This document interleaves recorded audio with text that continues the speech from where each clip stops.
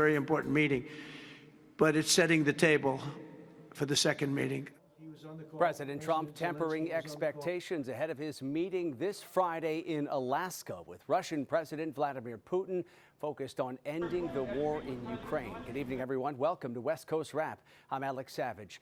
Tonight, preparations are underway at a military base in Anchorage. That's where the two world leaders will be meeting in a highly anticipated summit. Earlier today, Ukraine's president and European leaders spoke with President Trump as he works to try to reach a ceasefire deal in Ukraine. Fox's Connor Hansen has more tonight on what to expect later this week. There's a very good chance that we're going to have a second meeting. President Trump hopes a successful meeting with Vladimir Putin in Alaska will quickly lead to another summit with Putin and Ukrainian President Volodymyr Zelensky. But Trump says he'll have to feel out Putin's intentions first and isn't making big predictions ahead of time. I've had a lot of good conversations with him. Then I go home and I see that a rocket hit a nursing home or a rocket hit an apartment building and people are laying dead in the streets. Ahead of the summit, the president spoke with Zelensky and European leaders. The allies stressed the need for a ceasefire before starting negotiations.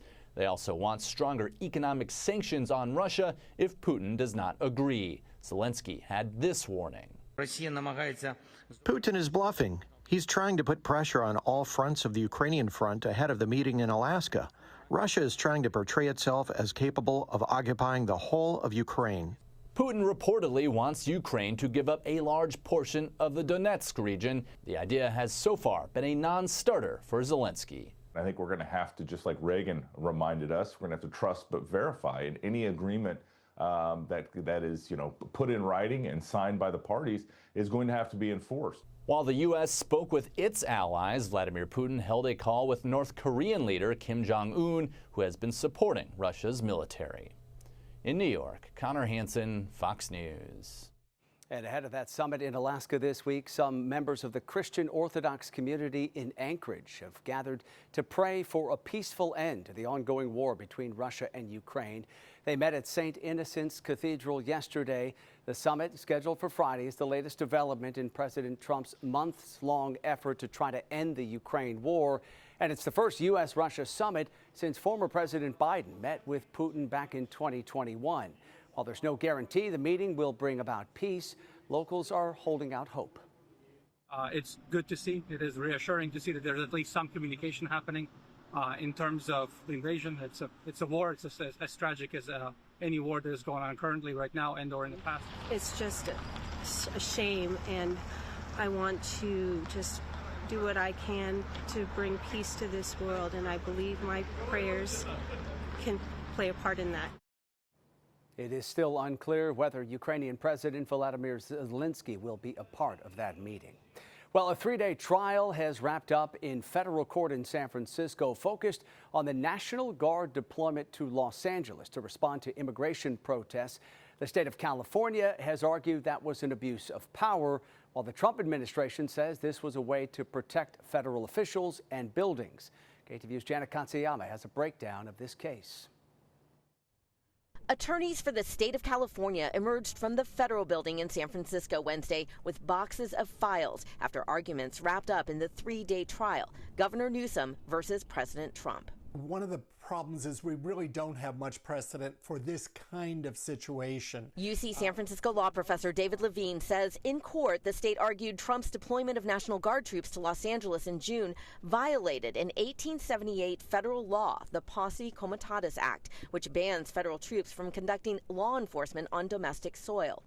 Deputy Attorney General Megan Strong said, quote, Exhibit 39 is a document that shows defendants coached law enforcement to substitute the word protection for security because they knew the word security would violate the Posse Comitatus Act. It simply shows they knew it was unlawful. For the defense, U.S. attorneys argued that President Trump has the right to intervene to protect federal assets, saying, quote, the question is whether the conduct was itself blatantly lawless. And what the record shows is that the Department of Defense was sensitive to the Posse Comitatus Act, provided training and direction to stay within the confines of that and other laws. I could easily see Judge Breyer saying it is okay if the troops are protecting those properties and maybe a very tight perimeter around them, but that what might be problematic is when those same troops go out with law enforcement. In court, Judge Charles Breyer asked why, nearly 2 months after the violence in June, some 300 troops still remain in L.A.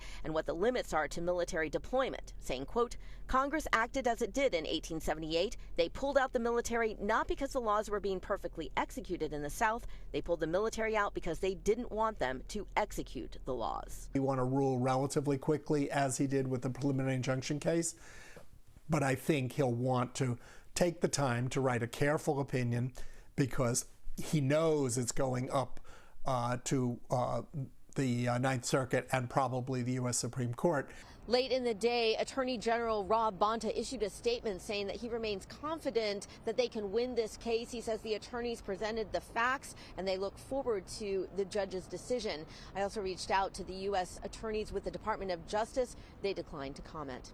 Reporting from San Francisco, Jana Katsuyama, KTVU, Fox 2 News. And as that case plays out here in the West, in the nation's capital, the National Guard is ramping up enforcement in Washington, D.C., as local leaders are looking for ways to work with the Justice Department. This was day 3 of federal control of D.C., and more National Guard members are now on the streets.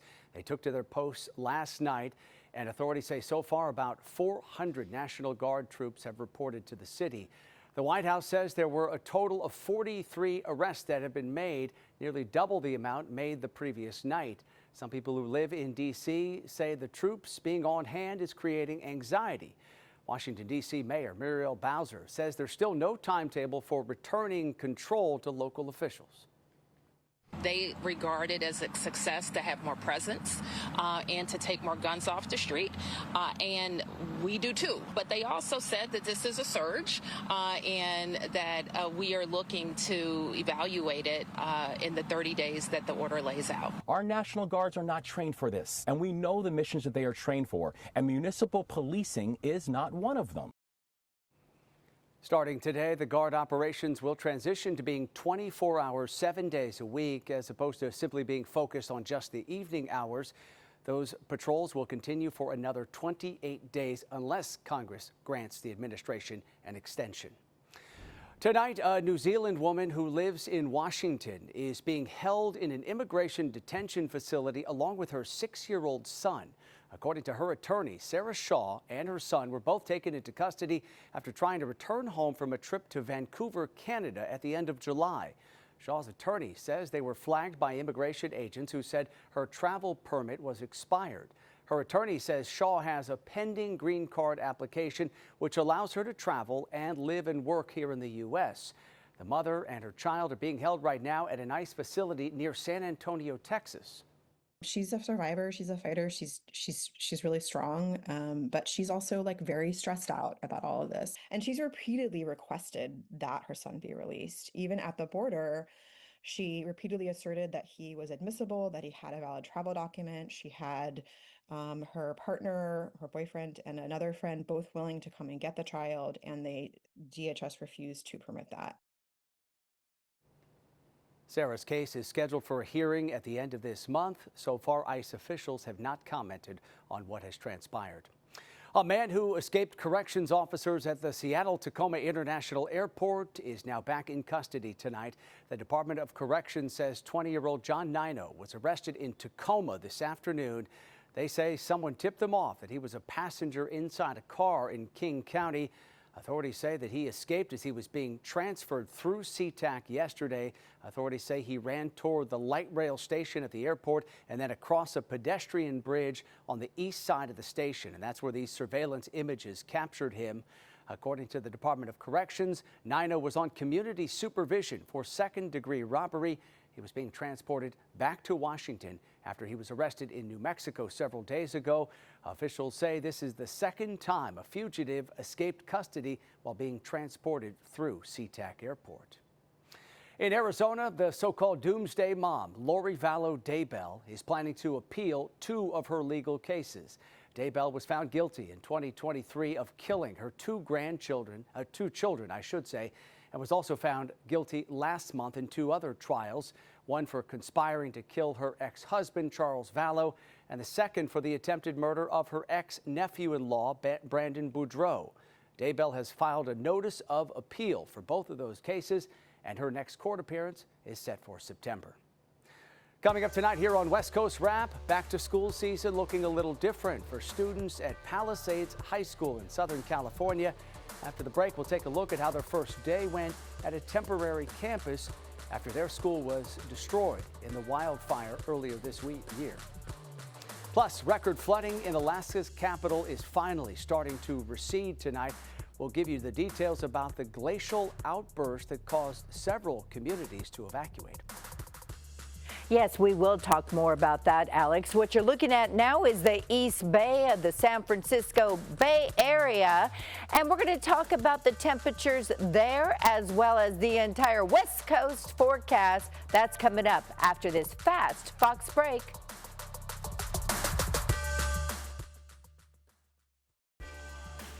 In Southern California, it was back to school today for students from Palisades High School, but they returned to classes at a different campus after their school was badly damaged in the January firestorm.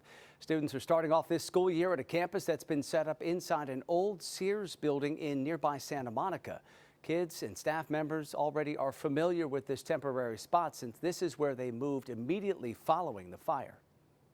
There's no playbook for dealing with what they went through. Yeah. And they've been remarkably resilient. And now that they've had, they were on this campus late last spring. They know what it looks like. Yeah. They're adjusting, and everyone's looking forward to kind of getting back to school and getting back to learning. And school administrators are hoping to return to their original location by next spring. Several wildfires are burning across the West tonight. In Colorado, a small vegetation fire started yesterday after authorities say a bird hit a power line, sparking that fire. Fox 32's Ashley Michaels has the details tonight. Tense moments Tuesday morning as a vegetation fire burned just east of Parker. The vegetation that caught fire was pretty close to a home and very close to an outbuilding that firefighters were able to get water on before there was any structures involved. But there was one casualty. This fire was caused by a bird that made contact with the electrical power lines, and then an arc caused the vegetation fire when the bird fell to the ground. Core Electric started adding protective cages to its equipment last year after a similar situation with a bird caused an 1,100-acre fire in Byers. But the utility company says its power line in Douglas County didn't have one because the work isn't scheduled until next year. It's unfortunate, but a bird's got to land somewhere and take a little bit of a break. You see birds all the time landing on the power lines and power poles. Doesn't mean that every single time that's going to happen. South Metro Fire Rescue says even the smallest spark can cause big problems. Think of a weed that is 1.5 feet high. That flame is going to burn at a 1.5 feet higher than that, at twice that size. Because it happened early in the day, crews were able to put this fire out in about 30 minutes. The winds were down. For this vegetation fire to happen, fortunately, it happened at the right time of day. And that was Fox 32's Ashley Michaels reporting tonight. Crews in Colorado are struggling to control two wildfires. The Lee fire, burning right now in Rio Blanco and Garfield counties, is forcing evacuations. This fire is now the 5th largest in state history, burning over 120,000 acres with just 4% containment. And the nearby Elk fire, also in Rio Blanco County, has burned over 14,000 acres. And with hot, dry weather conditions continuing, Colorado Governor Jared Polis has declared a disaster emergency for those two major fires, and the Colorado National Guard has been authorized to help out in the firefight. Two large fires continue to burn tonight in Arizona. The Dragon Bravo fire in northern Arizona is over 144,000 acres. This one started back on the 4th of July from a lightning strike, and it forced the season to end early on the north rim of the Grand Canyon.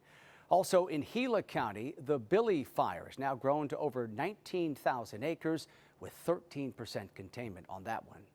Well, record-breaking flooding has prompted evacuations in Alaska's capital. There was some flooding in Juneau today as rainwater and snowmelt surged past the Mendenhall Glacier. Authorities say that new temporary barriers set up along the river prevented widespread damage, and evacuation orders and warnings have now been lifted. That glacier, which serves as an ice dam, is about 12 miles away from Juneau.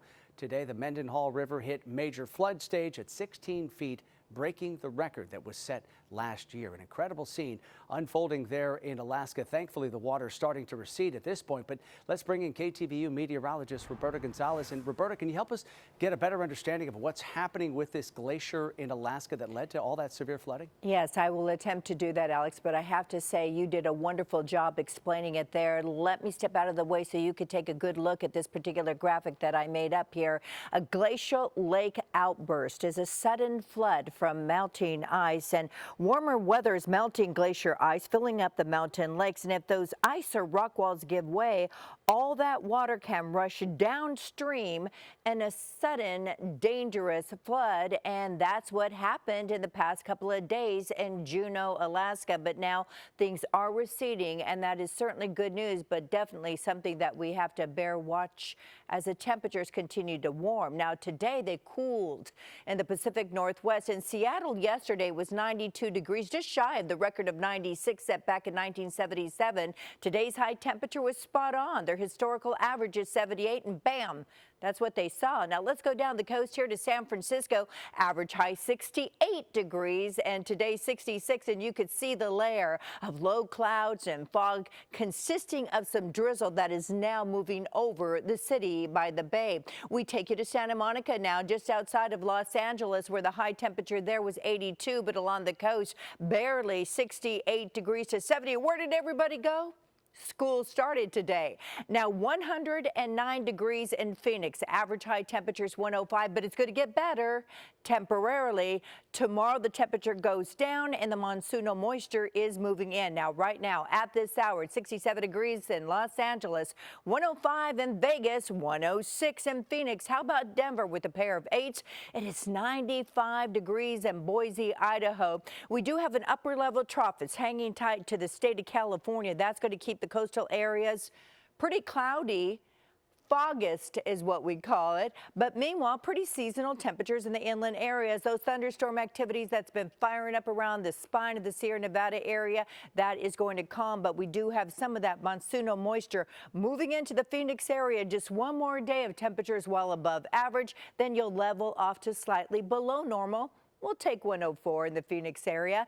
And then tomorrow, a little bit of a break in the Pacific Northwest before all that green stuff, that rain pushes in. Now, Yakima on the eastern side of the Cascades, 87 degrees for your Thursday. On the other side of the mountain range, the recipient more of that ocean breeze, temperature is 75 degrees. Meanwhile, your West Coast forecast, we're talking about seasonal temperatures with the city by the bay. The same thing with Los Angeles, slightly below average in Phoenix. And boy, the Mile High City, you're hot. Alex? Okay, Roberta, thank you. Wildlife experts in Colorado say a viral infection spreading among wild rabbits is leaving them with an unusual appearance. The rabbits have been spotted with horn-like growths on their heads. The State Department of Parks and Wildlife says they're caused by the cottontail rabbit papillomavirus. Experts say the growths don't harm the rabbits unless they interfere with the animal's ability to eat or drink. They typically do survive the virus, and the growths eventually go away. Coming up tonight here on West Coast Wrap, the Portland Trail Blazers will soon have new ownership. We'll have a look at who has agreed to buy the team and the promise to remain in Portland. Plus, the noise everywhere. If you're into cars, this is the place to be.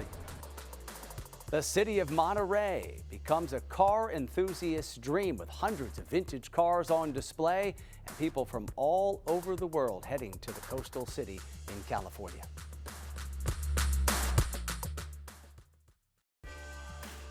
On California's Central Coast, Monterey is the hub for car culture this week. People from all over the world have traveled to see a collection of show auctions and events. And as KTVU's Ann Rubin shows us, they're getting to see some of the fastest, coolest, and most unique cars on the planet. During Monterey Car Week, you'll spot a supercar on every corner, not to mention Formula One racers and James Bond's Aston Martin. It's a car enthusiast's dream, according to Andy Steele, who flew in from London. The noise everywhere, just, yeah, if you're into cars, this is the place to be. And people do come here from all over the world. Some haul in their precious cargo. Others drive here, perhaps a little too fast, according to CHP, who pulled over a line of race cars this week. And of course, there is some extra traffic. If somebody comes into town and they look all the events and then they try to get to all of them, they're just going to beat themselves up trying to get from what would normally take 15 minutes, it's going to take 45 minutes. And the event keeps growing. Car Week is now more like 10 days, packed with shows and auctions. And according to C Monterey, it brings in about $130 million of tourism spending. Last year set new records across the board in terms of attendance, in terms of overall visitor spending, in terms of the auctions. A 1960 Ferrari went for $17 million, and charitable donations set new records there as well. They think this year will surpass that. Gallery owner Simon Bull, who organized Aston's on the Avenue, says businesses are thrilled. But I think for the businesses generally, obviously the restaurants, that everybody benefits from it, because look at the amount of people on Ocean Avenue. The event is spread out. The Little Car Show took over downtown Pacific Grove today. It's not just for the ultra rich, it's for individuals who can afford to buy a little car and fix it up. And those in attendance say that's why Car Week is so great. There's something for everyone. Cars are moving history. It's talking to the families, especially at Concours, when you get to meet the people and you see all the passion and all the years. It's just amazing, everything about it. And if you want to check out Car Week, there's still time. Events run through Sunday, culminating with the Pebble Beach Concours d'Elegance. In Monterey, Ann Rubin, KTVU Fox 2 News. The Portland Trailblazers could soon be under new ownership. According to Fox 12 Oregon, Tom Dundon, the owner of the NHL's Carolina Hurricanes, has agreed to buy the Blazers from the estate of Paul Allen, the late Microsoft co-founder. ESPN reports the team is being sold for $4 billion and that Dundon plans to keep the Blazers in Portland. All the money from the sale will go to philanthropic efforts. The NBA's Board of Governors still has to approve the deal.